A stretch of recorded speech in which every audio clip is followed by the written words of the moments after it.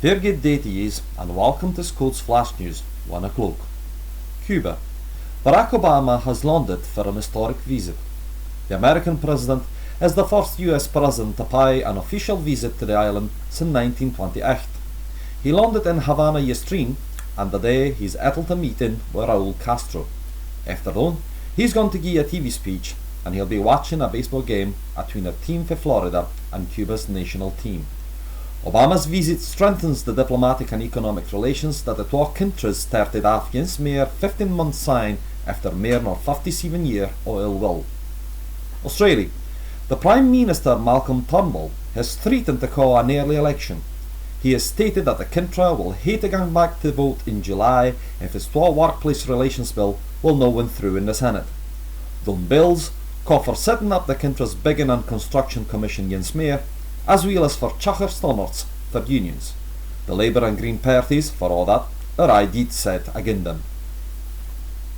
Greece.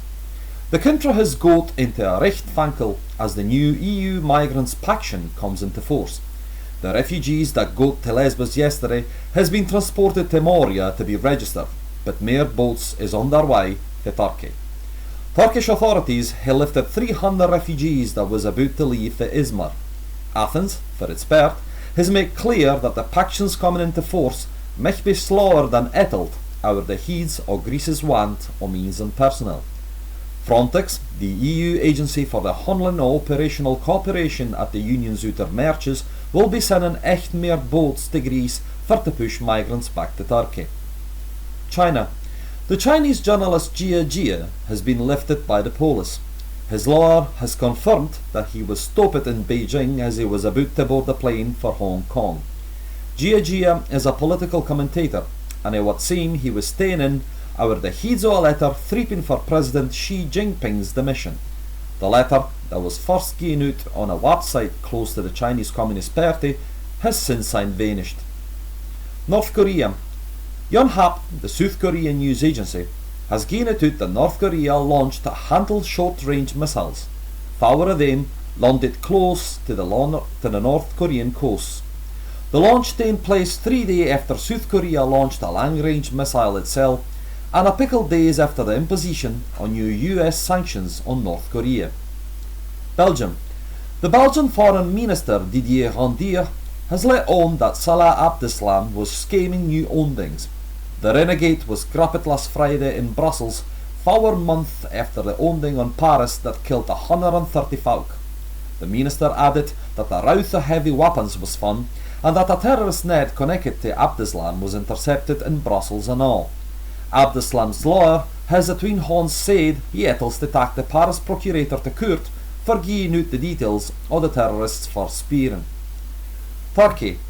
The derby between Galatasaray and Fenerbahce is going to be put off, seen as the Turkish authorities is feared of mere terrorist ondings. The derby that was to be held in Istanbul the night will be called off for safety reasons after yesterday's onding that killed 4 tourists. The Turkish government says their share that yesterday's suicide onding was came by ISIS. Ukraine. A pilot of the Ukrainian Air Force could be doomed in court for the death of 2 Russian journalists. To the prosecutor fiscal's mind, Nadia Savchenko coordinated the mortar onding in eastern Ukraine that killed the TV journalists Igor Kornelyuk and Anton Voloshin. Nadia Savchenko now says only white on her part and claims she was kidnapped by pro-Russian rebels at least an hour before the onding. England. Michelangelo's Madonna del Silenzio will be on show once more after 50 years. The painting, that was made in 1538, is going to be kept on a stunning exhibition at the Harley Gallery in Nottinghamshire, and is part of the Cavendish Bentinck family's private collection. This is all for today for Scott's Flash News. This is Dan Baxter. Thanks for listening.